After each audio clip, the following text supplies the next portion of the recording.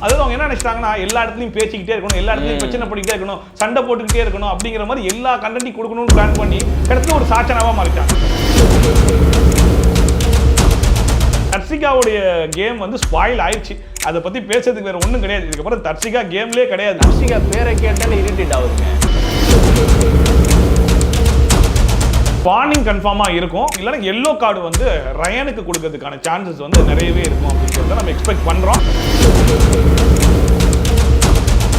நேத்து கூட பாத்தீங்கன்னா லைவ்ல வந்து பேசிட்டே இருந்தாங்க, இது யாரு தாங்க வைக்கிறீங்க அப்படின்னு சொல்லி. அது இன்ட்ரெஸ்டிங்கான விஷயம். அதுக்கு ஒரு குறும்படம் போட்டாங்க, செம்மையா இருக்கு. ஏன்னா இப்ப வரைக்கும் அது யாரு வச்சான்றது யாருக்குமே தெரியல, அது அவங்களுக்கு தான் தெரியும்.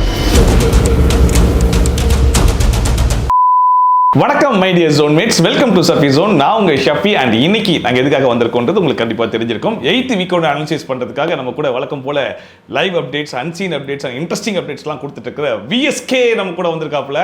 வணக்கம் வணக்கம் வணக்கம். லாஸ்ட் டைம் பயங்கரமாக ரியாக்ஷன்லாம் கொடுத்தீங்க, இப்படி இப்படி என்னன்னு கேட்டால் லைவ் பார்த்து எல்லாரும் நொந்து போச்சு அப்படின்ற மாதிரி. ஆனால் இன்னைக்கு ரொம்ப ஃப்ரெஷ்ஷாக இருக்கீங்களே. பிகாஸ் இந்த வீக்லாம் வந்து பயங்கரமான ஒரு கண்டென்ட்லாம் நிறையவே கிடைச்சிருக்கு. லைவே பார்க்கறதுக்கு அவ்வளோ இன்ட்ரெஸ்டாக இருக்கு அப்படின்றப்போ எபிசோட் பார்க்கறதுக்கு எவ்வளோ இன்ட்ரெஸ்டாக இருக்கும். பயங்கரமான இன்ட்ரெஸ்ட் லைவ் பாக்கிறதுக்கு. பயங்கர உற்சாகமா இருக்கீங்களே. Super super. நிறைய அப்டேட்ஸ் இப்போ விட்டீங்கன்னா கூட டக்குனு மறந்து ஓடிடுவேன். அந்த அவ்வளவு இன்ட்ரெஸ்டா போயிட்டு இருக்கு, அவ்வளவு பரபரப்பா போயிட்டு இருக்கு. இதுக்கு தான் ஆரம்பத்துல சொன்னேன், இந்த பாய்ஸ் வெர்சஸ் கேர்ள்ஸ்லாம் தூக்கி குப்பையில போட்டு ஒரு பழைய சீசன் மாதிரி நடத்துக்கடா அப்படின்னு சொல்லிட்டு. ஸோ ஃபர்ஸ்ட் நம்ம அதை பத்தி கண்டிப்பா பேசியா அப்படின்னா, நம்மளே அவ்வளவு புலம்பி இருப்போம். ஒவ்வொரு வீக்லி அனாலிசிஸ்லயும் நம்ம சொல்லியிருப்போம், இந்த பாய்ஸ் வெர்சஸ் கேர்ள்ஸ்ன்ற கான்செப்டே முதல்ல ஒர்க் அவுட் ஆகடா. அதுவே இந்த சீசன் ஒரு ஃபிளாப் சீசனா. எனக்கு ஒரு இன்ஃபர்மேஷன் வந்தது. இப்போ இந்த தீமை வந்து மாத்திருக்காங்க இல்லையா, அது முக்கியமா நம்மளோட வீடியோஸ்லாம் வந்து ரெகுலரா பாத்துருக்காங்க போல, அங்க வந்து காமிச்சிருப்பாங்க போல. ஓகே, எனக்கு தெரிஞ்ச ஒரு நண்பர் வந்து ஷேர் பண்ணாரு இத. அப்படியே ஆமா, அதை பார்த்து தான் இந்த உங்களுக்கு ஷேர் பண்ணாரா, விஜய் டிவிக்கு ஷேர் பண்ணாரா? விஜய் டிவி ஷேர் பண்ணிருக்காங்க வீடியோவை. ஆமா, அந்த ஒரு டீம்ல இருக்காப்ல, அவங்க வந்து காமிச்சிருக்காங்க இந்த மாதிரி இந்த மாதிரிலாம் வந்து சொல்றாங்க அப்படின்னு. அதுக்கப்புறம் தான் வந்து யோசிக்கவே ஆரம்பிச்சாங்க, ஒருவேளை இது ஒரு முக்கியமான ரீசனா இருக்குமோ, சரி மாத்திடலாமா அப்படின்னு சொல்லி மாத்திருக்காங்க. பரவாயில்லையே. அதாவது இந்த சீசன் கொஞ்சம் உண்மையிலே கொஞ்சம் டிஃபரெண்டா இருக்கு. ஏன்னா விஜய் சேதுபதி வெளியே எல்லாம் நடக்குதுன்றத அவர் வீக்கெண்ட் எபிசோட சொல்லிட்டு இருக்காப்ல.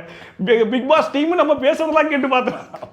பரவாயில்ல, நாங்கள் இதை விட பெஸ்ட் நகைச்சுவை வேற எதுவும் இருக்க முடியாதுன்ற அளவுக்கு ஒரு நகைச்சுவை ஆஃப் த இயர் அவார்டு கொடுத்துடலாம்.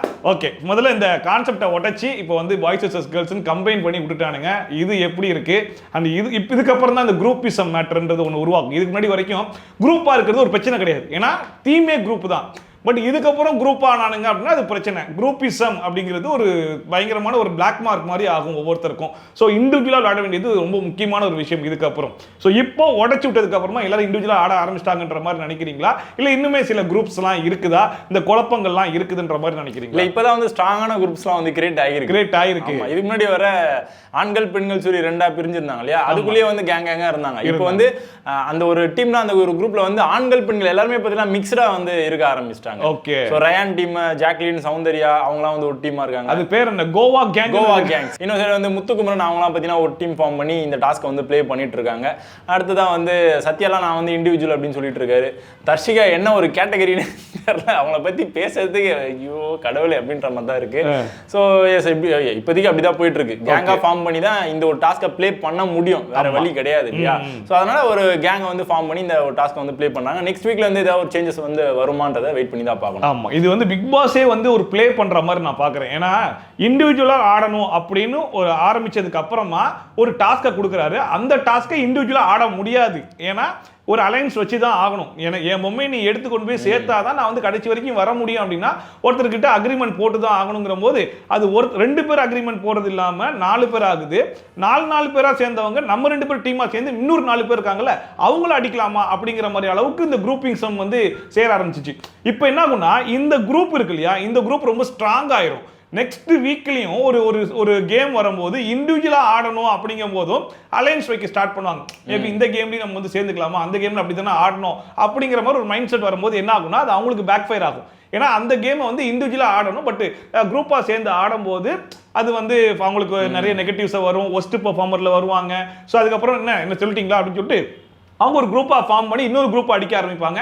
ஸோ இந்த குரூப்ஸ் எல்லாம் உருவாக்கி விடுறதுக்காகவே இந்த டாஸ்க்கை வச்சிருக்காங்களோ அப்படிங்கிற மாதிரி எனக்கு தோணுச்சு. அவரும் வந்து இப்போ கேம்ல வந்து அவுட் ஆயிருக்காங்க இல்லையா இந்த டாஸ்க்ல, அவங்களாம் கூட இதுல வந்து கலந்துக்கலாம், யாராச்சும் போக கூடாதுன்னு நினைக்கிறீங்க அப்படின்னா தடுக்கலாம் அப்படின்னு சொல்லிட்டு அதுவே வந்து ஆட்டோமேட்டிக்கா ஒரு கேங் ஃபார்ம் பண்ற மாதிரி தானே. அவுட் ஆனவங்க எல்லாருமே பாத்தீங்கன்னா ஒரு டீமா வந்து மாற ஆரம்பிச்சாங்க.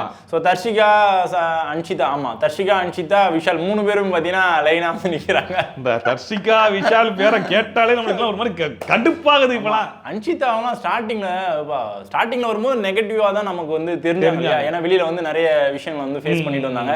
இவங்களா வந்து எங்கப்பா எல்லாம் செட் ஆக மாட்டாங்க போன அடுத்த வாரம் அன்ஷிதாவும் போயிருவாங்கன்னு நினைச்சிட்டு இருந்தோம். ஆனா அதுக்கப்புறம் வந்து நல்லா சூப்பரா வந்து ப்ளே பண்ணாங்க. எங்க வந்து வாய்ஸ் வந்து கொடுக்கணுமோ அங்கெல்லாம் வந்து வாய்ஸ் வந்து கொடுத்தாங்க. ஸோ சூப்பரான ஒரு கேரக்டர் பா அப்படின்னு சொல்லி மைண்ட் மாறிக்கிட்டே இருந்தது. பொசுக்குன்னு பார்த்தா இப்போ 2 நாளா வந்து ஒரே வன்மத்தை வந்து கொட்டிக்கிட்டு இருக்காங்க. ஜாக்லின் என்ன பாவம் பண்ணாங்க, அந்த ஒரு டாஸ்க்கை நியாயமா ப்ளே பண்ணணும்னு சொல்லி ப்ளே பண்ணாங்க. ஆனா அந்த ஒரு வன்மத்தை வந்து இப்பயும் வந்து உள்ள வச்சுக்கிட்டு போராடிக்கிட்டு இருக்காங்க அன்ஷிதா. ஆமா, அது பார்க்கும்போது கொஞ்சம் ஓகே, உனக்கு ஹர்ட் ஆயிருக்கு, அது எல்லாமே ஓகே தான், நம்ம எல்லாருமே ஹியூமன் தான். அது அவங்க மஞ்சரி சொன்னா உள்ள வச்சிருவேன்னு சொல்லிட்டு ஜாக்லின் சொல்லிட்டு உள்ள வைக்காம என்கிட்டே வந்து நீ வந்து மஞ்சரி பொம்மையை உள்ள வைன்னு சொல்லி சொல்லும்போது கண்டிப்பா எனக்கு வந்து ஹர்ட் ஆகும். அதெல்லாம் ஓகே தான். பட் அதை தாண்டி இது ஒரு கேம். நீயும் கேம் ஆடுற, நானும் கேம் ஆடுறேன், யாரு கடைசி வரைக்கும் நிக்கிறான்னு பார்ப்போம். ஓகே, நீ நின்னுட்ட, என்னால முடியல, நான் போய் வச்சிட்டேன், நீ வந்து நல்லா ஆடின அப்படின்னு கையை கொடுத்துட்டு போறது தானே ஒரு நல்ல ஒரு ஸ்போர்ட்ஸ் மேனுக்கும் ஒரு ஹெல்த்தியான காம்படிஷனுக்குமே ஒரு அழகு. பட் அதை விட்டுட்டு நான் கடைசி வரைக்கும் உங்ககிட்ட பேச மாட்டேன், உன்னை பின்னாடி போய் எல்லார்கிட்டையும் கழுவி ஊத்துவேன், எனக்கு எங்கெல்லாம் வாய்ப்பு கிடைக்குது உன் பேர் தான் சொல்லுவேன், பாய்சன் வந்தா கூட உன் பேர் தான் சொல்லுவேன்ற அளவுக்கு வன்மத்தை கக்குறாங்கன்னா அப்போ திடீர்னு உனக்கு என்ன ஒரு கேம்ல அப்படியே திருப்பி போட்டுட்டியா அப்படிங்கிற மாதிரி தானே இருக்கு. அவங்களே சொல்றாங்க இவ்வளவு நாளா நான் ஜாக்லினை பத்தி எல்லாருமே என்கிட்ட தப்பா சொன்னாங்க, நான் நம்பவே கிடையாது, ஆனா என் கண்ணால நான் பார்த்தேன், எனக்கே பண்ணிட்டல அப்படிங்கிற மாதிரிலாம் சொல்றாங்க. ஸோ அதெல்லாம் பார்க்கும்போது முழுசா வன்மமா மாறி உள்ளுக்குள்ள வச்சிருந்திருக்காங்க. வாய்ப்பு கிடைச்சிச்சு நான் கொட்டுறேன் அப்படிங்கிற மாதிரி தான் இருக்கு. அப்போ ஒவ்வொருத்தருக்கிட்டையும் இந்த மாதிரி வாய்ப்பு கிடைக்கும் போது அன்ஷிதா அவங்களுடைய ரியல் பேஸை வெளியே காமிச்சிருவாங்களோ அப்படிங்கிற மாதிரி தான் எனக்குமே தோணுது. இது எங்க ஆரம்பிக்குது அப்படின்னா அந்த பிரச்சனையை வந்து பாத்தீங்கன்னா முட்டிட்டு இருந்ததுனால தான் இந்த ஒரு முட்டலே வந்து வர ஆரம்பிச்சுது. நல்லா இருக்கேப்பா, டைட்டிலாவே வைக்கலாம் போலியே. முட்டுறது இல்லாம தான் இந்த ஒரு முட்டல் மோதல்லாம் வந்திருக்காது. சோ முட்டிட்டு இருக்கும்போது வேற வழியே இல்லாம போக வேண்டிய ஒரு கட்டாயம். இன்ஃபேக்ட் வந்து அங்கேயே வந்து போயிட்டாங்கன்ற மாதிரியான சௌந்தர்யா வந்து சொல்லிட்டு இருப்பாங்க. ஐ கேன் ஸ்மெல் இட் அப்படின்ற மாதிரிலாம் வந்து சொல்லிட்டு இருப்பாங்க ஜாக்லின் கிட்ட. சோ அது வந்து நமக்கு என்னன்னு தெரியாது. பட் இருந்தாலும் அதுக்கப்புறமா தான் வந்து அவங்களுக்கு டெப்தாவும் போக வேணாம், அவங்களுக்கு வந்து ஈகோ வந்து கிளாஷ் ஆக ஆரம்பிச்சிருச்சு. சோ அதுக்கப்புறமா வந்து ஃப்ரெண்ட்ஷிப்ன்றது ஆல்ரெடி இருந்தது, எல்லாருமே ஜாலியா பேசிட்டு இருந்தாங்க. ஆனா நீ எப்படி அந்த பொம்மையை போய் வைக்காம இருந்த அப்படின்னு சொல்லி அன்ஷிதாவுக்கு அவ்வளோ கோவங்கள். ஸ்போர்ட்டிவா எடுத்துக்கணும், கடைசி வரைக்கும் ப்ளே பண்ணணும். ஜாக்லின் வந்து அந்த டாஸ்க் முடியும் போது, அந்த ரவுண்ட் வந்து முடியும் போது சூப்பர் கைக்கெல்லாம் ஹேண்ட் ஷேக்லாம் பண்ணுறது ட்ரை பண்ணுவாங்க, ஹக் பண்ணுறதுக்கு ட்ரை பண்ணுவாங்க. ஆனால் அன்ஷிதா வந்து பேசுறதுக்கு நெக்ஸ்ட் டே கூட ட்ரை பண்ணுவாங்க, அப்ப கூட போயிடுவாங்க, அப்போ கூட இப்போ வரைக்கும் போயிட்டே இருக்கு. ஆமா, இதுக்கப்புறம் போகும். இதுக்கப்புறம் அன்ஷிதா மைண்ட்ல ஃபிக்ஸ் பண்ணிட்டாங்க ஜாக்லின் தான் நம்மளுடைய எதிரி அப்படின்னு சொல்லிட்டு. ஸோ இதுக்கப்புறம் ஜாக்லின் வெர்சஸ் அன்ஷிதாவை தான் போகும். அடுத்த வாரம் நாமினேஷன்ல இருந்து அது ஸ்டார்ட் ஆயிரும்ன்றது வரைக்கும் நமக்கு தெரிஞ்சிருச்சு. இன்னொன்னு ஜாக்லினே சொல்லியிருப்பாங்க, உனக்கு மட்டும் இல்ல எனக்கும் கேம் ஆரம்பிக்கும் போதுல இருந்து எனக்கு உச்சா வந்துட்டு தான் இருக்கு, நான் கண்ட்ரோல் பண்ணிட்டு தான் உட்காந்துட்டு இருக்கேன் அப்படின்னு சொல்லிட்டு. ஜாக்லின் பண்ண ஒரு நல்ல விஷயம் என்னன்னா வாய்ஸ் அவடால் விடல. நான் உட்காந்துருவேன், நான்லாம் 3 நாள் அசால்ட்டா உட்காருவேன், 2 ஆட்டினா நான் 3 நாள் உட்காரும் 4 நாள் உட்காருன்னு சொல்லிட்டு ஜாக்லின் பேசல, அந்த பேச்செல்லாம் பேசுனது அன்ஷிதா. ஸோ அந்த பார்க்கிங் டாக்ஸ்ன்னு சொல்லுவாங்கல்ல, அது குலைக்கிற நாய் வந்து கடிக்காது அப்படிங்கிற மாதிரி நம்ம ஓவரா பேசும்போதே பெர்ஃபார்மன்ஸ்ல ஒன்றும் இருக்காதுன்றது எனக்கு ஆரம்பத்திலே நான் நினைச்சேன். அதே மாதிரி அன்ஷிதா நிரூபிச்சுட்டு போயிட்டாங்க. சரி, ஓகே, இது ஒரு பக்கம் இருக்கட்டும். இந்த வாரத்துடைய பெஸ்ட் பெர்ஃபார்மர் அப்படின்னு சொல்லிட்டு நம்ம பார்க்கணும் அப்படின்னா இதுக்கு முன்னாடி வரைக்கும் பார்க்காத ஒரு தீபக்கை இந்த வாரம் நான் பார்க்குறேன். என்ன பொறுமை, எவ்வளவு அழகா ஹேண்டில் பண்றாப்புல, ஒரு பிரச்சனைக்கு போயிட்டு பொறுமையா எக்ஸ்பிளைன் பண்றாரு. இந்த மனுஷன் இந்த சீசன்ல நாங்க அப்படி பார்த்ததே கிடையாதுடா. வந்து போடா என்ன அப்படின்னு சொல்லிட்டு எல்லார்கிட்டையுமே உரிமையிலையோ இல்லை அது ரூடாவோ எப்படி வேணா அந்த வார்த்தைகளை போட்டுக்கலாம். ஆனா ஒரு மாதிரி பாசியா ஒரு மாதிரி வேற மாதிரி பார்த்த தீபக் இந்த வாரம் வந்து எல்லாத்தையுமே சூப்பரா ஹேண்டில் பண்றாப்புல. பிக் பாஸே 7 சீசன்ல நான் இது வரைக்கும் யாரையுமே பாராட்டினது கிடையாது. ஃபர்ஸ்ட் டைம் அவங்கள பாராட்டுறேன். ஃபர்ஸ்ட் டே அவ்வளவு சூப்பரா போச்சு அப்படிங்கிற மாதிரி பாராட்டினார் இல்லையா. ஸோ தீபக்குடைய பெர்ஃபார்மன்ஸ் எப்படி? கேஸ் வாங்கிட்டு இருந்த தீபக் வந்து இப்போ வந்து கிளாஸா வந்து மாறி இருக்காரு. இன்னைக்கு நல்ல ஸ்கிரிப்ட் எழுதி வந்துட்டார் போலயேப்பா. ஸோ அருணுக்கும் பார்த்தீங்கன்னா இந்த கேப்டன்ஷிப் வந்து நல்லா வந்து ஒர்க் அவுட் ஆச்சு. அதுக்கு முன்னாடி வந்து மார்க்கிங் பண்ற மாதிரி வேற மாதிரியான ஒரு அருண் வந்து பார்க்க முடிஞ்சது. ஆனா கேப்டன்ஷிப் அப்படின்ற ஒரு விஷயம் அவருக்கு வந்து கிடைச்சதுக்கு அப்புறமா சூப்பரா வந்து அவரோட அது ரியலா இல்ல ஃபேக்கான்றது நமக்கு தெரியல. பட் இருந்தாலும் வந்து அவருக்கு ஒரு ரூட் வந்து போட்டுட்டு அதுல வந்து கிளியரா வந்து கேப்டன்சியை கரெக்டா பண்ணார்ல, அதுதானே முக்கியம். அதே மாதிரி தீபக்குக்கும் பார்த்தீங்கன்னா ரூடுன்னு சொல்லி எல்லாருமே வந்து சொல்லிட்டு இருந்தோம். ஆனா ரூட்லாம் கிடையாதுப்பா, நான் கிளாஸ் அப்படின்றத வந்து இந்த கேப்டன்ஷிப் வந்து கிடைச்சதுக்கு அப்புறமா வந்து ப்ரூவ் பண்ணியிருக்காரு. கரெக்டாக பேசுறாரு, தேவையான இடத்துல வந்து கரெக்டாக போய் நிற்கிறாரு. ஒரு பிரச்சனை இருக்கு அப்படின்னா அதை வந்து கிளியர் பண்றாரு, சார்ட் அவுட் பண்றாரு. தேவையில்லாம எங்கேயும் போய் பேச மாட்டாரு. பேசினாலும் வந்து கரெக்டா டீசெண்டா வந்து பேசிட்டு சாச்சனாலாம் வந்து செஞ்சுட்டு. ஐயோ, இதே வந்து கேப்டன்ஷிப்ல நம்ம தீபக் இல்ல அப்படின்னா சும்மா விட்டுருப்பாரா? சிரிக்க வேணாம்னு சொல்றீங்களா? சிரிக்க வேணாம்னு சொல்றீங்களா? சிரிக்க வேணாம்னு சொல்றீங்களா? வாயில குத்து ரெட் கார்டு கூட வாங்கிட்டு வெளியே போயிருவன்ற மாதிரி குத்திட்டு போனாலும் குத்திட்டு போயிருப்பாரு. ஆனா அதையுமே ரொம்ப சூப்பரா ஹேண்டில் பண்ணாரு மனுஷன். சாச்சனாவே ஹேண்டில் பண்ணிட்டாருன்னா உண்மையிலேயே பெஸ்ட் கேப்டன்சி. ஆமா. அண்ட் வந்து பாத்தீங்கன்னா அருணுக்கு ஒரு பேட் எக்ஸாம்பிளா சத்யா இருந்தாப்ல. சத்யா எதெல்லாம் பண்ணாரோ அதெல்லாம் பண்ணக்கூடாதுன்னு அருண் பண்ணாப்ல. அதே மாதிரி தான் லாஸ்ட் வீக் வந்து மஞ்சரி, அது சத்யாவுக்கே ஒரு பெஸ்ட் எக்ஸாம்பிளா, உனக்கு ஒரு பெஸ்ட் எக்ஸாம்பிளா நான் இருக்கேன்ற அளவுக்கு போட்டு நவுத்திட்டாங்க. ஒரு கேப்டன்சி எப்படி நடக்கக்கூடாது அப்படிங்கிறத மஞ்சரியை பார்த்து கத்துக்கலான்ற அளவுக்கு மேபி தீபக் அது ஒரு பெரிய எக்ஸாம்பிளா கூட இருந்திருக்கலாம்னு நினைக்கிறேன். அண்ட் அவர் நிறைய விஷயங்கள் பார்த்து பண்றாப்ல, இன்க்ளூடிங் இந்த டிசிப்ளின் அண்ட் வீடை வந்து நல்லா பாத்துக்கணும் அப்படிங்கிறதுனால ஷூஸ் எல்லாம் வந்து கலைச்சு போட்டுக்க கூடாது. சௌந்தர்யாவை நியமிச்சது வந்து சூப்பரான ஒரு சார்ஜென்ட்டா, ஒரு அவரு கீழே வந்து ஒரு இதை சொன்னா கூட சொம்பு தூக்குறான்டா இவன் சௌந்தர்யா. பட் இதெல்லாம் அந்த ஒரு பிளான் வந்து தீபக் வந்து கண்டிப்பா வந்து பாராட்டணும். சூப்பரான ஒரு இனிஷியேட்டிவ் அது. தீபக் தானே சௌந்தர்யா சார்ஜென்ட்டா வந்து பண்ணாப்ல, அப்புறம் இதுக்கு சௌந்தர்யாக்கு சொம்பு தூக்குறேன்னு சொல்ல போறாங்க. சௌந்தர்யா பேரை சொன்னாலே சொம்பு தூக்குறான் அப்படின்றாங்களா? நீங்க சௌந்தர்யா சொம்புன்றாங்க. நான் ஆல்ரெடி மென்ஷன் பண்ணிருக்கேன். அதுக்கு பஞ்ச் இருக்கா? எதுக்கு சௌந்தர்யா இப்ப சொல்றேன் பாருங்க. நாங்க இந்த வீடியோஸ் எல்லாத்தையுமே பாத்தீங்கன்னா இங்க இருந்து பண்றது கிடையாது, இங்க இருந்து பண்றோம். இது பழைய பஞ்சாயத்து. சௌந்தர்யா வந்து சொம்புன்றாங்களே, சௌந்தர்யா சொம்பு கிடையாதுங்க, அவங்க வந்து செம்பு. ஓகே, இத எடிட்டிங்ல தூக்கிடுவோம். சரி, நீங்க கண்டினியூ பண்ணுங்க. ஓகே, அதான் தீபக் உடைய கேப்டன்சில ஒரு டிசிப்ளின் வரைக்கும் ரொம்ப ஸ்ட்ரிக்ட்டா இருக்காப்ல. ஷூஸ் எல்லாம் கூட அழகா அடக்கி வைக்கணும் அப்படிங்கிற மாதிரி சொல்றாப்ல. அதை நான் கொஞ்சம் நான் நல்ல விஷயமா தான் பார்த்தேன். ஆனா ஆனந்தி அதை உட்காந்துக்கிட்டு சௌந்தர்யிட்ட சொல்றாங்க, இது என்ன அவர் வீடா, ஷூ எல்லாம் அடக்கி வைக்கணும்னு சொல்றாரு.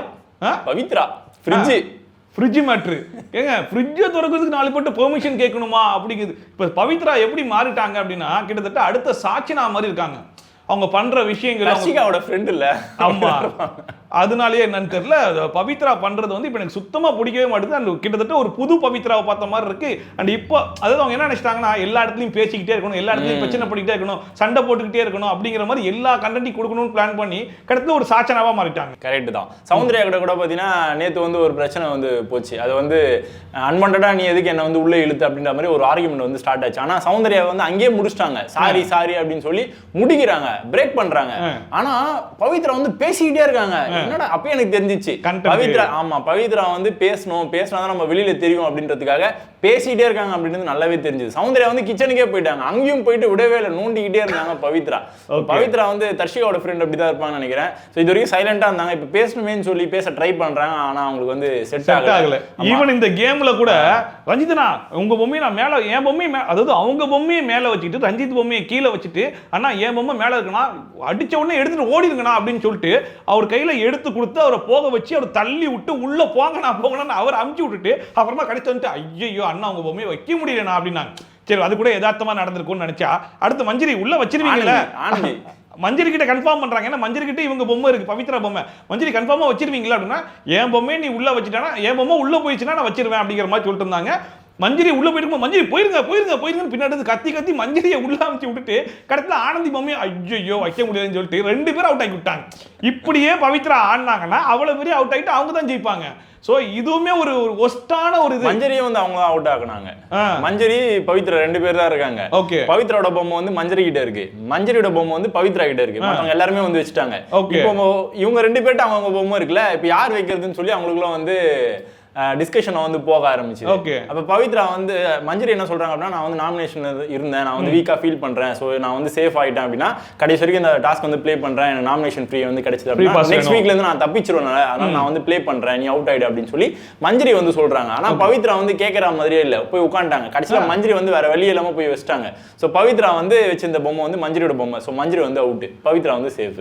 இப்போ ஓடி போய் வைக்கிற மாதிரி ஒரு விஷயம் நடந்துச்சுன்னா மஞ்சரி வைக்கிற வரைக்கும் வெயிட் பண்ணிட்டு ஐயோ மஞ்சரி ஏன் மஞ்சரி வச்சீங்க, நான் வச்சிருப்பேன்ல அப்படிங்கிற மாதிரி ஒரு விஷயத்தை கூட. இதுல இன்னொன்னு நடந்தது, சிவகுமார் அன்வான்டா நடுவுல உள்ள வந்தாரு. அதாவது மஞ்சரியும் பவித்ராவும் 2 பேரும் டிஸ்கஷன் வந்து பண்ணிட்டு இருக்காங்க, யாரோட பொம்மையை வந்து உள்ள வைக்கலாம் அப்படின்னு சொல்லி பேசிட்டு இருக்காங்க. அப்ப சிவகுமார் வந்து நடுவுல உள்ளவர் என்னோட ட்ரெஸ்ஸை பிடிச்சி இழுத்தீங்க மஞ்சரி. சோ அருண் என்ன சொன்னாரு, இப்படி கழுத்தெல்லாம் நெரிக்கூடாதுன்னு சொன்னார்ல, நீங்க எதுக்கு என்னோட ட்ரெஸ்ஸை பிடிச்சி இழுத்து என்னோட கழுத்தை நெரிச்சிங்க அப்படின்னு சொல்லி அன்வான்டா நடுவுல வந்து பேசிட்டு இருந்தாரு சிவகுமார். ஆக்சுவலா எப்பா இன்னைக்கு வந்து கண்டென்ட் பயங்கரமா இருந்ததுப்பா, நானும் என்னோட கண்டென்ட் கொடுக்குறேன்ப்பா அப்படின்னு சொல்லி வாண்டடா வந்து உள்ள வந்து பேசின மாதிரி தான் இருந்தது. ஸோ இது எல்லாத்தையுமே வந்து பவித்ரா உட்காந்து பார்த்துட்டு இருக்காங்க செவனேன்னு. அவங்க என்ன பண்ணிருக்கணும், ஒன்னு சால்வ் பண்ணிருக்கணும், அப்படி இல்லைன்னா வந்து மஞ்சரியோட பொம்மை வந்து அவங்க வச்சிருக்காங்க, உள்ள போய் வச்சிருக்கலாம்ல. ஸோ மஞ்சரி வந்து பயங்கரமா அவங்க வந்து ஃபீல் பண்ணிட்டு இருக்காங்க. ஸோ சிவகுமார் எதுக்கு அன்வான்டா வந்து பேசுறாரு அப்படின்னு சொல்லி உடஞ்சிட்டு இருக்காங்க. ஸோ பவித்ரா என்ன பண்ணி எடுத்துட்டு போய் வச்சிருக்கணும். ஆனா வந்து இதுதான் கரெக்டான டைம், நம்ம அப்படியே சேஃபா உள்ள இங்க உட்கார்ந்துடலாம். அப்பதான் வந்து நம்ம பொம்மை வந்து பேசி பேசி சிவகுமார் வந்து இரிட்டேட் பண்ணாரு அப்படின்னா மஞ்சரி வேற வழி இல்லாம போங்கடா டே அப்படின்னு சொல்லி பொம்மை எடுத்துட்டு போய் உள்ள வச்சிருவாங்க. அதே மாதிரி மஞ்சரி எடுத்துட்டு போய் பொம்மையை உள்ள வச்சாங்க, பவித்ரா வந்து சேஃப் ஆயிட்டாங்க. சரியான ஒரு கன்னிங் கேம் சொல்லுவாங்கல்ல, அந்த மாதிரியான ஒரு கன்னிங் கேம் தான் இப்ப பவித்ரா விளையாடிட்டு இருக்காங்க. இது அவங்க வந்து பாசிட்டிவா எடுத்துக்கிறாங்க போல இருக்கு.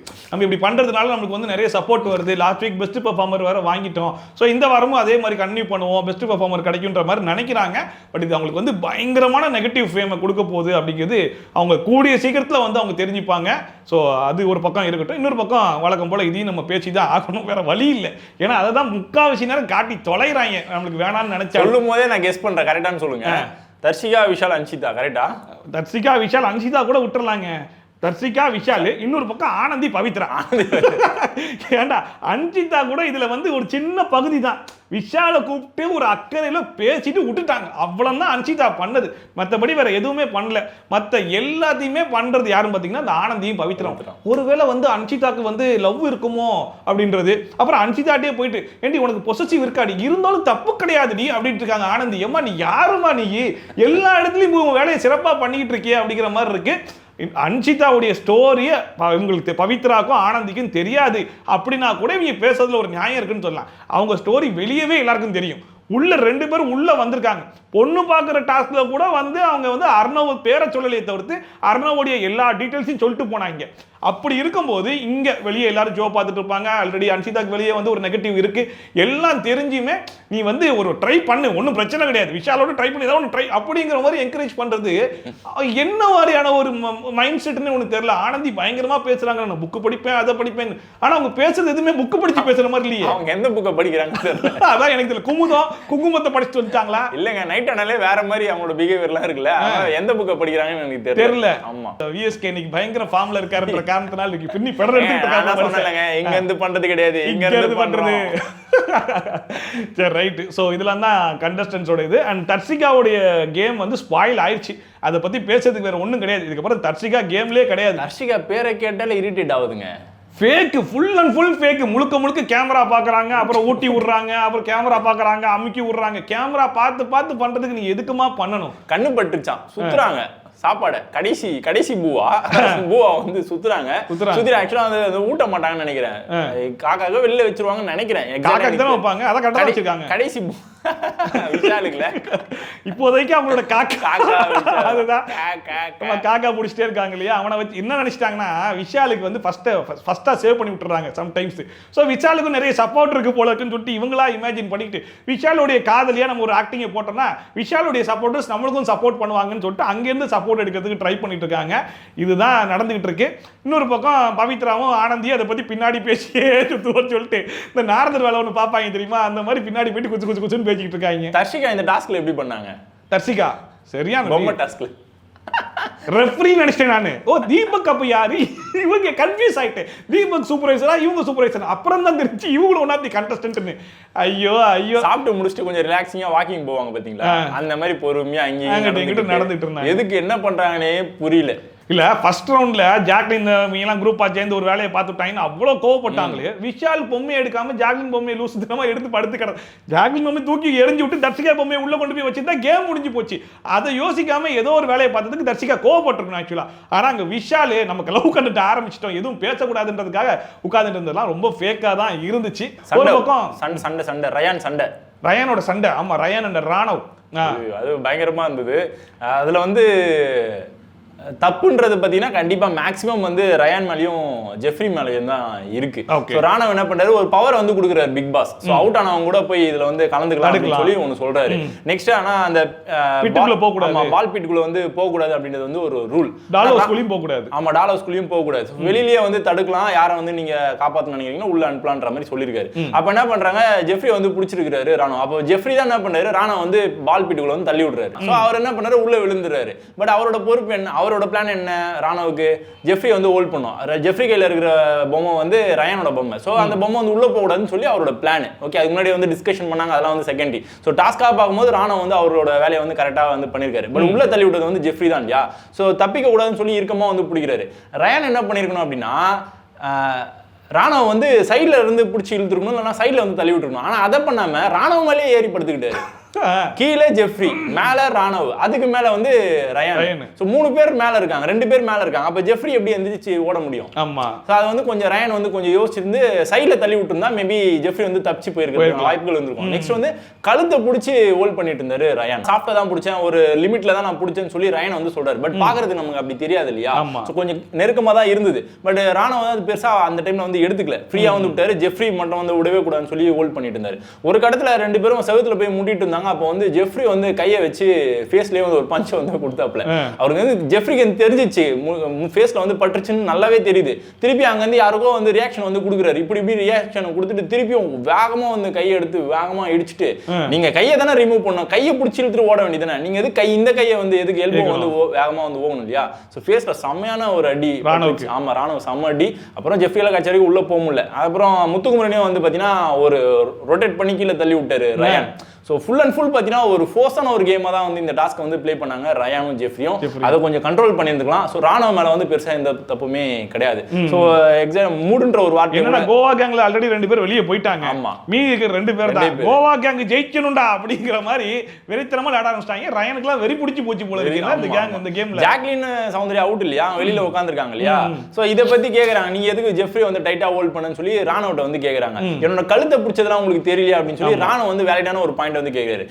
வயிற்று பிடிக்கிறது கழுத்தை பிடிக்கிறது ஒன்னா அப்படின்ற மாதிரி ஜாக்லின் வந்து பேசுறாங்க. ஆமா, கழுத்தெல்லாம் எப்படிங்க பிடிக்கலாம்னு சொல்லி ராணவ் வந்து கேட்கிறாரு. அப்ப பெரிய ஆர்குமெண்ட் போது அப்ப மூணுன்ற ஒரு வார்த்தையை வந்து கோபமா யூஸ் பண்ணிடுறாரு ராணவ் சொல்லிடுறாரு. சோ அங்க இருந்து அவங்களுக்குள்ள வந்து ஒரு பெரிய பஸ்ட் ஆகுது. ராணவுக்கு வந்து பேச தெரியல, சரியா பேச வரல. அவர் விளையாட்டெல்லாம் ஓரளவுக்கு நல்லா இருந்தாலுமே பேச்சு சரியா இல்லையோன்ற மாதிரி இருக்கு. டப்புன்னு மூடுன்னு சொன்னது தப்பு தான். அதுக்கப்புறம் வந்து சாரி கேட்கிறாப்ல.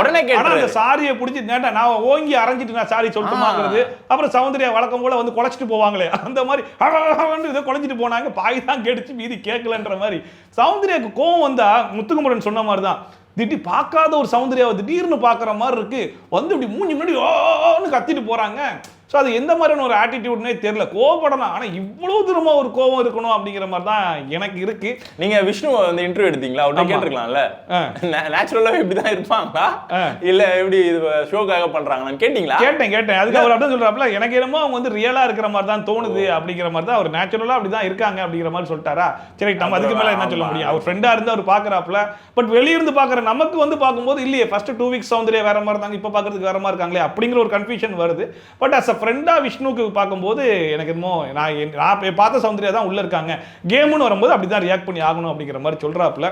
So right. பட் ஆனா ஒரு விதத்துல வந்து ஜாக்லின், சௌந்தர்யா, முத்துக்குமரன் இவங்களனா இந்த சீசனே வந்து ரொம்ப மோக்கையா தான் இருக்கும். ஆமா, சாச்சனா, ஐயோ சாச்சனா விட்டோம் பாருங்க, ஐயோ மன்னிச்சிருங்க சாச்சனா. சாச்சனாவும் இல்லைன்னா ரொம்ப ஒஸ்ட் தான். பாசிட்டிவோ நெகட்டிவோ ஏதோ ஒரு கண்டென்ட் வந்து சாச்சனா வந்து இரிட்டேஷன் ஒரு கண்டென்ட்டா வச்சு ஏதாவது ஒன்று கொடுத்துட்டு இருக்காங்க. ஆமா. அப்பப்போ மியூட் பண்றதுக்கும் மக்கள் வெறுப்பாகிறதுக்கும் ஒரு ஆள் கண்டிப்பா வேணும், சீசனுக்கு ஒரு ஆள் வேணும். அந்த குறைய வந்து சாச்சனா தீர்த்துக்கிட்டு இருக்காங்க. சரி ரைட், நம்ம கண்டஸ்டன்ஸ் பத்தி நிறையவே பேசியாச்சு. ஸோ இப்போ நாமினேஷன் இந்த வாரம் பார்த்தா எவிக்ஷன்ல மொத்தமாக 2 பேர் 3 பேர் இருக்காங்க. அதில் சாச்சனாக்கு தான் வழக்கம் போல் அதிக வாய்ப்பு இருக்குது. ஒருவேளை வழக்கம் போல் சாச்சனாவை வந்து விஜய் சேதுபதி காப்பாற்றி கூட்டு போயிட்டார் அப்படின்னா அதுக்கு அடுத்தபடியாக ஆர்ஜே ஆனந்தி வெளியே போகிறதுக்கு சான்சஸ் இருக்குது. ஒருவேளை ஆர்ஜே ஆனந்திக்கும் தப்பிச்சிட்டாங்க அப்படிங்கிற பட்சத்தில் சிவா போகிறதுக்கு அதிகமான சான்சஸ் இருக்குது. இந்த வாரம் எனக்கு என்னமோ டபுள் எவிக்ஷன் இருக்குமோ அப்படிங்கிற மாதிரியும் எனக்கு தோணுது. ஏன்னா க்ரௌடு அதிகமாக இருக்குது, 8வது வாரம் வந்துருச்சு. ஸோ டபுள் எவிக்ஷன் இருந்துச்சு அப்படின்னா ஆனந்தி சாச்சனா போகணும், இல்லை ஆனந்தி சிவா போகணும். ஸோ உங்களுக்கு என்ன தோணுது? டபுள் எவிக்ஷன் இருந்தது அப்படின்னா வேற ஆப்ஷன் இல்லை, இவங்க தான் வந்து போகணும். சாச்சனா கண்டிப்பா வந்து வெளியில இப்போதைக்கு அனுப்ப மாட்டாங்க, போக மாட்டாங்க. உங்களுக்கு இன்ஃபர்மேஷன் வந்திருக்குமே, உள்ள இருந்து இன்ஃபர்மேஷன் வந்திருக்குமே. அதான் சாச்சனா போக மாட்டாங்க வந்துருச்சு. விஜய் சேதுபதி போன் பண்ணி சொன்னாரா? அவர்லாம் சொல்லுங்க, அவரோட அசிஸ்டன்ட் சொல்றாங்க. பரவாயில்ல, மேக்ஸிமம் வந்து போறதுக்கான வாய்ப்பு வந்து ஆனந்தி தான். ஆமா, நீ வந்து இந்த வீட்ல பார்த்த வேலைலாம் போதும். ஆமா, நைட் வந்து தூங்குறன்ற பேர்ல என்னமோ பண்ணிட்டு நீ வீட்ல போய் ஏதாவது பண்றதுனா பண்ணி, இங்க இருந்தெல்லாம் அதெல்லாம் பண்ணக்கூடாது. நீ வெளியே போயிட்டு பாரு, தர்சிகாவும் விஷால் சரியா பேச மாட்டாங்க, வெளியே அடிச்சுக்கிட்டே லவ்வே பண்ண மாட்டாங்க அப்படின்னு போயிட்டு வெளியே நின்று பேசிக்கிட்டு நல்லா இருக்கும். அப்படின்றதுனால ஆனந்தி தான் மேக்ஸிமம். சிங்கிளா இருந்ததுன்னா ஆனந்தி வந்து கன்ஃபார்ம், டபுளா இருந்ததுன்னா ஆனந்தி அண்ட் சிவகுமார் தான். எப்படி பார்த்தாலும் சாச்சனா போறதுக்கு வாய்ப்பே இல்லைன்றீங்க. மஞ்சரி கூட வாய்ப்புகள் இருக்கும். மஞ்சரி வரைக்கும் போயிட்டீங்க, ஆனா சாச்சனாக்கு வாய்ப்பே இல்லைங்க. வந்துருச்சு, இன்ஃபர்மேஷன் வந்துருச்சு. ஆமா கன்ஃபார்ம். ஏங்க அவங்க கண்டென்ட் எவ்வளவு கண்டென்ட் கொடுத்துருக்காங்க. ஆமா டிஆர்பி வந்து கொஞ்சம் ஏறுது அப்படின்னா முக்கியமான ஒரு ரோல் பண்ணது வந்து சாச்சனா தான் இல்லையா? அப்படிப்பட்ட காசு சம்பாதிச்சு கொடுத்துருக்காங்க விஜய் டிவி. அப்படி இருக்கும்போது சாச்சனா எப்படி வெளில அனுப்புவாங்க? கரெக்ட். வரை உள்ளவும் மறக்க கூடாதுன்னு சொல்லி பெரியவர்கள்லாம் சொல்லியிருக்காங்க. அடடா இன்னைக்கு என்ன ஆச்சுன்னு தெரியலையாப்பா மனுஷனுக்கு. நிறைய படிச்சுட்டு வந்திருக்காரு போலயே. நீங்க ஆனந்தி மாதிரி நிறைய புக்க படிச்சுட்டு வந்தீங்களா? பழமொழியே தப்புன்னு நினைக்கிறேன். தப்பா இருந்தாலும் பரவாயில்ல, இப்பெல்லாம் அப்படித்தானே பேசுறாங்க சோழ. அதான் இன்னும் நல்ல ட்ரெண்ட். அவங்க தப்பா பேசுறாங்க, நம்ம பழமொழியை தானே தப்பா பேசுறோம். கரெக்டா தான் இருக்கும். இதையும் தப்பா தான் சொல்றாங்க. Right, okay. இப்போ வீக்கெண்ட் எக்ஸ்பெக்டேஷன் சொல்லிட்டு வழக்கம் போல நம்ம புலம்புவோம். ஆனா எதுவுமே வீக்கெண்ட் எபிசோட்ல நடக்காதுன்றது செகண்டரி. ஸோ இந்த வாரம் பேசுறதுக்கு நிறைய டாபிக் இருக்கு. ஸோ அதை பத்தி நம்ம பேசி ஆகணும். எல்லாரும் இண்டிவிஜுவல் கேம்லாம் ஆட ஆரம்பிச்சிட்டாங்களா அப்படிங்கிறது ஒரு கேள்வியா வரும். அதுக்கப்புறம் இந்த டாஸ்க்ல நடந்த சண்டை முக்கியமா எடுத்த ஃபர்ஸ்ட் கொஸ்டின் என்னவா இருக்கும் அப்படின்னா, இந்த வாரம் எப்படி போச்சு? ஆமா, அதுலயே அரை மணி நேரம் 3/4 மணி நேரம் ஓடிடும். அதுல ஒரு 3 பிரேக் விட்டுருவாப்ல. ஆமா, விட்டுட்டு அதுக்கப்புறமா இதுல வேற வெள்ளிக்கிழமை நிகழ்வுல பார்க்கலாமா அப்படின்னு சொல்லுவாங்க. வெள்ளிக்கிழமை சனிக்கிழமையா வெள்ளிக்கிழமை நிகழ்வுகள் போடுவாங்க. அது வேற ஒரு 1/4 மணி நேரம் ஓடிடும். அதுல யார் பேசிட்டு பவித்ராவும் ஆனந்தியும் உட்காந்து பாரு 2 பேரும் பேசிட்டு லைவ்ல காமிச்ச மாதிரி காமிச்சிட்டு இருப்பாங்க. நாமளும் வேற வழி இல்லாம உட்காந்து பாத்துக்கிட்டு இருப்போம். இப்படிதான் போயிட்டு இருக்கு. இதை தாண்டி இதெல்லாம் விட்டுருவோம். மொக்க மேட்டர் இந்த இன்சிடென்ட் ராணவ், ரயான், ஜெஃப்ரி அந்த ஆட்டிடியூட பத்தி கண்டிப்பா வந்து பேசலாம். ஒருவேளை அதுல வந்து நான் பண்ணல அப்படிங்கிற மாதிரி ஸ்ட்ராங்கா பேசினாங்கன்னா அதுக்கான குறும்படம் போறதுக்கான சான்சஸ் இருக்கு. நிறைய இடத்துல சான்சஸ் இதுக்கு முன்னாடியே கிடைச்சிச்சு. ஏன்னா சாச்சனாவும் ஜெஃப்ரியும் பேசின ஒரு கான்வர்சேஷனை கூட ஒரு குறும்படமா போட்டு காமிச்சிருக்கலாம். ஏன்னா சாச்சனா சொல்லிச்சு நான் அந்த டோன்ல பேசல அப்படின்னு. ஆனா ஜெஃப்ரிலாம் சொன்னா அந்த டோன்ல தான் பேசினா அப்படின்னு சொல்லி அதுக்கு ஒரு குறும்படம் போட்டுருக்கலாம். ஆனா சாச்சனான்றதுனால போடல. பட் இந்த வாட்டி ரயன், ஜெஃப்ரி, ராணவ் இந்த மேட்டர்ல 3 பேர் அவங்களுக்கான விஷயத்த வந்து பேசுவாங்க. எல்லாமே மாறி மாறி இருக்கும்போது சரி ஓகே ஒரு குறும்படம் பார்த்தலாம் அப்படின்னு போட்டு விட்டாருன்னா அது செம மேட்டரா இருக்கும். ஆனா போடுவாரான்றது குறும்படத்தை வந்து சேவ் பண்ணிட்டே இருக்காங்க. எப்ப யூஸ் பண்ணுவாங்கன்னா நமக்கு வந்து தெரியல. அது எக்ஸ்பைரி ஆயிருமே. அப்புறம் சீசனே எக்ஸ்பைரி ஆயிரும். 50 நாள் இருக்குல்ல, எங்கயாவது ஒன்னு கண்டிப்பா உள்ள வச்சிருவாங்க, போட்டுருவாங்க. என்னன்னு தெரியல. சரி ஓகே. பட் இந்த மேட்டரை பத்தி கண்டிப்பா வந்து பேசுவோம். வார்னிங் கண்டிப்பா வந்து கொடுப்பாரு. கண்டிப்பா ரயானுக்கும் ஜெஃப்ரிக்கும் வந்து மென்ஷன் பண்ணி கொடுப்பாரு. அதுக்கப்புறம் ராணா வந்து ரூல் மட்டும் தான் வந்து பிரேக் பண்ணார் இல்லையா? இவங்க வந்து அடிக்கிற வரைக்கும் பிசிக்கலா வந்து அட்டாக் பண்ணதெல்லாம் ரொம்ப ரொம்ப தப்பு. ரூல் பிரேக் பண்றதை விட இது வந்து ரொம்ப பெரிய தப்புன்றதுனால இதை பத்தி மென்ஷன் பண்ணி கண்டிப்பா ஒன்னு வார்னிங் கன்ஃபார்மா இருக்கும். யாருக்காச்சும் வார்னிங் இல்லைன்னா எல்லோ கார்டு வந்து ரயானுக்கு கொடுக்கறதுக்கான சான்சஸ் வந்து நிறையவே இருக்கும் அப்படிங்கிறத நம்ம எக்ஸ்பெக்ட் பண்றோம். அதுவும் நடக்குதா இல்லையான்றதை பொறுத்து இருந்து பார்ப்போம். அண்ட் அதை மீறி இந்த டாஸ்கை தவிர்த்து பார்த்தா வேற என்ன? கேப்டன்ஷிப் பத்தி கண்டிப்பா வந்து பாராட்டுவாரு. வாழ்த்துக்கள் தீபக் உங்களுக்கு. ஸோ இந்த வாரத்தை வந்து சிறப்பா பண்ணீங்க அப்படின்னு சொல்லி. அண்ட் அது கேப்டன்சியில் நிறைய விஷயங்கள் இருக்கு. சாச்சனா போல வந்து ஒன்னு போய் சொல்லணும், பொது இடத்துல சொல்லணும், எல்லாரும் அதுக்கு வந்து ஒத்துழைச்சு போறாங்க அப்படிங்கிற பட்சத்துல பூவை கட் பண்றது தான் கான்செப்ட். நான் சொல்லிட்டேன்ல, நான் கட் பண்ணிக்கிறேன் அப்படின்ட்டு கட் பண்ணிட்டு போயிடுச்சு. அதையும் கேட்க மாட்டேன். அந்த புள்ள கட் பண்ணிச்சுல, அது எதுக்கு பெரிய விஷயமா பேசிக்கிட்டு இருக்கீங்க, எனக்கு ஒன்றும் புரியல, சாச்சனாக்கு ஒரு கிளாஸ் கொடுங்க அப்படிங்கிற மாதிரி கிளாஸ் வாங்கி கொடுத்தாலும் கொடுப்பாரு இல்லையா? அது சாச்சனாக்கு சப்போர்ட்டா தான் வந்து நடக்கும். அது கேட்காம கூட விட்டுறலாம். அவாய்ட் பண்றாங்கன்ற மாதிரி தெரிஞ்சு அது வந்து முடிச்சு விட்டுரும். அதை மீறி கேப்டன்சிலே நிறைய விஷயங்களை பேசுறதுக்கான கான்செப்ட் இருக்கு. என்னன்னா இந்த ஃபுட் கிச்சன் ஏரியால வந்து இந்த இதுதான் ரேஷன் நாங்க வந்து அளந்து வச்சிருக்கோம், அது எல்லாருக்கும் கொடுத்துருவோம் அப்படிங்கிற பிரச்சனை ஒரு தடவை இல்ல 2 தடவை 3 தடவைக்கு மேல பார்த்துட்டோம். பவித்ரா ஒரு பக்கம் ஃப்ரிட்ஜுக்குலாம் நாங்க வந்து கேட்கணுமா, இது வந்து ஒரு ஹாஸ்டல் மாதிரி இருக்கே அப்படின்னு சொல்லிட்டு பவித்ரா பேசினாங்க இல்லையா? டப்பா மேட்ரு. அருண் இனி நேத்து கூட பாத்தீங்கன்னா டப்பா மேட்டரை பத்தி பேசிட்டு இருந்தாரு அருண். நம்ம வீடியோல கூட நம்ம அது பயங்கர மார்க்கிங் மாதிரி தான் இருக்கு. மார்க்கிங் தான். நேத்து முத்துக்குமரன் கூட ஒரு இன்சிடென்ட் பத்தி பேசிட்டு இருந்தாரு, ரயான் கூட சேர்ந்து பேசிட்டு இருந்தாரு. அப்ப வந்து சூப்பர் பத்தியா டப்பா டப்பா அப்படின்னு சொல்லி ரியாக்ஷன் வந்து கொடுத்துட்டே போவாரு. அவன் இந்த இது கேம்ல கூட பண்ணிருப்பாரு. ஆமா, முத்துக்குமரன் பேசி முடிஞ்சதுக்கு அப்புறமா வந்து கொடுத்துட்டு போவாரு. சோ அது ரெகுலரா வந்து ஃபாலோ பண்ணிட்டே இருக்காரு அருண். அது வந்து எப்ப நீ போட்டுவாருன்னு தெரியல. ஓகே, மேபி அதை மென்ஷன் பண்ணி கூட கேட்கலாம். நெக்ஸ்ட் வந்து சௌந்தர்யா வந்து சார்ஜெண்டா வந்து போட்டாங்க இல்லையா? சோ அதுல வந்து நிறைய வாட்டி பாத்தீங்கன்னா பிளேட்டை வந்து கப்ஸ் எல்லாம் வந்து அப்படியே வச்சுட்டு போயிடுறாங்க. அது தொடர்ந்து வந்து பேசிட்டு இருந்தாங்க. நேத்து கூட பாத்தீங்கன்னா லைவ்ல வந்து பேசிட்டே இருந்தாங்க, இது யாரு தாங்க வைக்கிறீங்க அப்படின்னு சொல்லி. அது இன்ட்ரெஸ்டிங்கான விஷயம். அதுக்கு ஒரு குறும்படம் போட்டாங்க, செமையா இருக்கு. ஏன்னா இப்ப வரைக்கும் அது யாரு வச்சான்றது யாருக்குமே தெரியல, அது அவங்களுக்கு தான் தெரியும். அந்த விஷுவல் எல்லாம் கலெக்ட் பண்ணி யாரு எடுத்தாங்கன்னு பார்த்தலாமா, சௌந்தர்யா கண்டுபிடிச்சிடலாமா சௌந்தர்யா அப்படின்னு சொல்லி ஒரு குறும்படத்தை போட்டாங்கன்னா செம சூப்பரா இன்ட்ரெஸ்டிங்கா இருக்கும். ஆமா, ஆனா போடுவாங்களான்னு தெரியலையே. ஷோ வந்து சுவாரஸ்யமா போனா பிக் பாஸ் டீம் வந்து பிடிக்காதுங்க. இல்ல எங்க 2 பேரும் கிரியேட்டிவ் டீம்ல சேர்த்துக்கோங்க. நாங்க எழுதி கொடுக்குறோம் வீக்கெண்ட் எபிசோட்ல என்னென்ன பேசணும் அப்படின்னு சொல்லிட்டு. அதை பேசினாலே எனக்கு தெரிஞ்சு வீக்கெண்ட் எபிசோட் நல்ல சுவாரஸ்யமா இருக்குமோ என்னவோ தெரியல. ஆனா கடைசி வரைக்கும் நாங்க பேசுறது எதுவும் கேட்க மாட்டாங்க. ஆனா இப்படி சொல்றப்ப நம்ம வீடியோ பார்த்தா பாய்ஸ் வெர்சஸ் கேர்ள்ஸ் எல்லாம் உடைச்சு விட்டாங்களாமா. உண்மைதாங்க, நம்ப மாட்டீங்க. உண்மையா ரியலா உண்மைதான். அப்படியா? ஆமா, நவம்பர் மாசம் மேல சத்தியமா உண்மை. இன்னைக்கு ஒரு மார்க்கமா இருக்காப்ல. மாசத்துக்கு மேல நான் சத்தியம் பண்றது இப்பதான் ஃபர்ஸ்ட் டைம் பாக்குறேன். சரி ரைட். ஓகே, சோ அவ்வளவுதான் இந்த 8th வீக் உடைய அனாலிசிஸ்னு சொல்லி நினைக்கிறேன். சோ பெஸ்ட் கேப்டன்சி அவார்டு வந்து நம்ம தீபக்கு வந்து கிடைக்கும். அந்த இந்த வாரம் முழுக்க நல்லா பெர்ஃபார்ம் பண்ணதுலயும் வந்து தீபக் உடைய பேர் வந்து வரதுக்கான சான்சஸ் அதிகமா இருக்கும். அண்ட் ஜாக்லின் வந்து பெஸ்ட் பெர்ஃபார்மரா நிறைய பேர் செலக்ட் பண்றதுக்கும் சான்சஸ் இருக்கலாம். இல்ல அன்ஷிதாவை செலக்ட் பண்றதுக்கும் சான்சஸ் இருக்கலாம். ஒஸ்ட் பெர்ஃபார்மர்ல பாக்கும்போது கன்ஃபார்மா தர்ஷிகா பேர் வரதுக்கான வாய்ப்புகள் அதிகமா இருக்கலாம்ன்ற மாதிரி அதை மென்ஷன் பண்ணவே இல்லை பாருங்க. ஜாக்லினும் அன்ஷிதாவும் கடைசி வரைக்கும் உட்கார்ந்தாங்களே, அதுக்கு வந்து ஒரு பாராட்டுகள் வரும். ஆமா, அதுக்கு ஒரு பாராட்டு வரும். அண்ட் அதை மீறி இந்த வாரம் எவிக்ஷன்ல சாச்சனா தப்பிச்சிருவாருன்னு இவர் சொல்றாரு. பட் எனக்கு என்னமோ உள்ளுக்குள்ள சாச்சனா போறதுக்கும் அதிகமான வாய்ப்புகள் இருக்கலாமோன்னு மாதிரி தோணுது. ஸோ என்ன நடக்க போகுது அப்படிங்கிறத பொறுத்து இருந்து பார்ப்போம். ஸோ இந்த 8th வீக் அனாலிசிஸ் பிடிச்சிருந்துச்சுன்னா மறக்காம லைக், ஷேர், சப்ஸ்கிரைப்லாம் பண்ணி விட்டுருங்க. ஓகேவா? ஸோ ஜோன் மேட்ச் சேனல்ல லைவ் அப்டேட்ஸ், இன்ட்ரெஸ்டிங் அப்டேட்ஸ், எல்லா அப்டேட்ஸும் கிடைக்குதுங்க. நான் கொடுக்குற அப்டேட்ஸை விட பயங்கர சுவாரஸ்யமா அவர் கொடுத்துட்டு இருக்காப்ல. சோ அதெல்லாம் வந்து பாத்துக்கணும்னு நினைச்சீங்க. இந்த பிட் சொல்லுங்க, சொன்ன பிட் மறந்துட்டீங்க. நீங்க பண்ற வீடியோஸே பாத்தீங்கன்னா நான் பண்ற வீடியோஸ்ல இருந்து எடுத்து தானே பண்றீங்க, அதை சொல்லுங்க. ஆமா, இவரு சொல்ற இன்புட்ஸை எடுத்து தான் நான் ஏன் வீடியோலயே பேசிக்கிட்டு இருக்கேன்னு பாத்துக்கோங்களேன். பாருங்க விஜய் சேதுபதி எப்படி சொல்லி கொடுத்து அங்க கத்த விடுவாப்ல, அந்த மாதிரி எனக்கு சொல்லி கொடுத்து பேச வைக்கிறாரு பாருங்க. ஆனா உண்மையிலேயே இவரோட இன்புட்ஸ் வந்து நிறைய எடுத்தா நானே என்னோட ஷோல வந்து நான் யூஸ் பண்ணிட்டு இருக்கேன். எங்களுக்குள்ள நிறைய மாற்று கருத்துக்கள்லாம் இருக்கும். பட் இருந்தாலும் நிறைய விஷயங்கள் ஒத்து போகவும் செய்யும். ஸோ அந்த மாதிரிலாம் இருக்கு. ரெண்டையும் பாத்தீங்கன்னா தான் உங்களுக்கு புரியும். ஸோ மறக்காம ஜோன் மேட் சேனலையும் சப்ஸ்கிரைப் பண்ணிருங்க. எவ்வளவு மாற்று கருத்துக்கள் இருந்தாலும் நம்ம 2 பேருமே பண்ற வீடியோஸ் எல்லாத்தையுமே இங்க இருந்து பண்றது இல்ல, இங்க இருந்து பண்றோம். இந்த ரவீந்தர் ஒரே காமெடி 4 ரோட்டை அடிச்ச மாதிரி இவர் இந்த சீசன் இந்த எபிசோட் ஃபுல்லா ஓட்டி இருக்காப்ல. பட் இருந்தாலும் இந்த இவ்வளவு நேரம் உங்களுடைய டைம் ஸ்பெண்ட் பண்ணி உங்களுடைய அப்டேட்ஸ் எல்லாத்தையும் கொடுத்த உங்களுக்கு ரொம்ப நன்றி. மீண்டும் அடுத்த வாரம் ஒரு இன்னும் பயங்கர சுவாரஸ்யமா நிறைய ஸ்கிரிப்ட் எல்லாம் எழுதி கண்டென்ட்லாம் எழுதிட்டு வாங்க. எலி கத்துதுங்க, எலி கத்துதா? சாச்சனா கத்துதுங்க. டைம் ஆயிச்சா? அவ நன்றி வணக்கம் சொல்லிட்டு போயிருங்க. நன்றி வணக்கம். ஓகே, நன்றி வணக்கம்.